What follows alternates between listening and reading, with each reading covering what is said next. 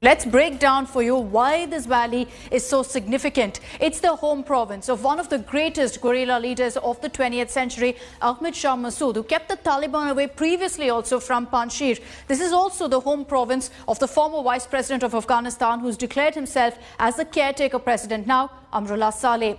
Panjshir is known as the Valley of Five Lions. It's located about 150 kilometers north of Kabul. It's close to, in fact, the Hindu Kush Mountains, and the terrain there is also very, very important to note. The population of Panjshir is about 1,73,000. Most of the inhabitants belong to the Tajik ethnic group. This valley has never fallen to the Taliban during the 1990s, nor was it conquered even by the Soviets in the 1980s.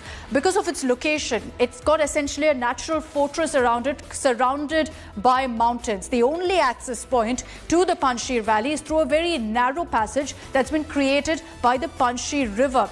All roads to the valley are closed to outsiders, which is why it's difficult also for Taliban to get in.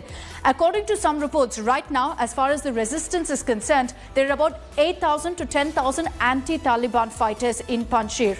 There are a few challenges, however, for the valley, for the people there and for the resistance.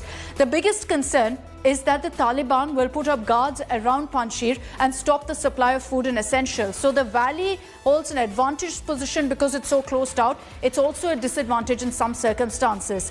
But as per an official report, Panjshir Valley has enough food. It has enough medical supplies to last till the next winter season. So they've got everything they need, is what some reports suggest. Also, the Tajik fighters who are currently in Panjshir need bigger weapons to fight the Taliban fighters, which the Ghani administration never really provided them. So they have outdated equipment. That perhaps is their biggest challenge. Much of the Panjshir Valley does not have running water or electricity. Most residents rely on generators, and this is only for a few hours of power per day.